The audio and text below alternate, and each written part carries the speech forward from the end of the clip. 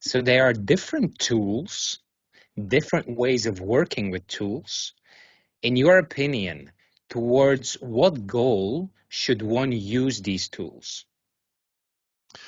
I think the ultimate goal is, and I'm just going to put it in the first person, my goal is to authentically be myself. And to do that, first you've got to figure out, well, what does that even mean? What is the authentic self? What is the true nature of the self? So you have to know yourself. And as a non-dualist, I will say knowing reality and knowing yourself, these are the same thing. Or if we to put it in other terms, it would be knowing the nature of God and knowing the nature of yourself as an individual. These are the same questions.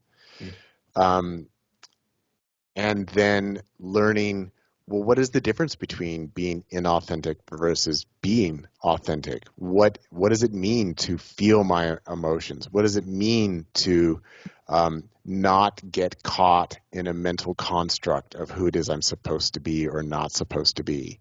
And that within this process of, like the tagline to my podcast is, have you met yourself yet? And by that, what I mean is, have you had a non-dual experience where you're able to directly perceive an experience like, oh shit, there really is only one universal consciousness and being, and it's me, and it's been me the whole time. And this is something that I think is true for everyone because there's Mhm. only one, and we're all Mm. expressions of this oneness. So I do think that having a full non-dual experience is necessary for genuine self-knowledge. And then the awareness of how have I unconsciously shaped the character of myself to be something versus when am I just really authentically being myself? Mm. And that through this work, we do release depression and we release anxiety and we overcome trauma and we are able to heal. But I see it as this process of self-empowerment, which produces a liberated individual who's fully integrated into being the person that they are within their life, within 3D reality. That is what I see as the ultimate goal of Mm.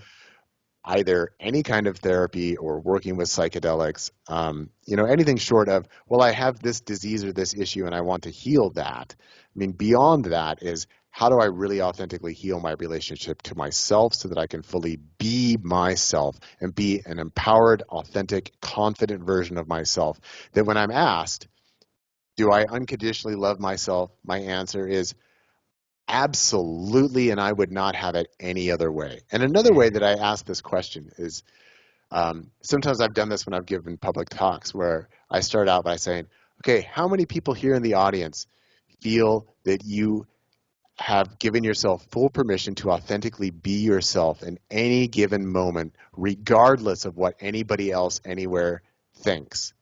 And maybe one or two people will raise their hand.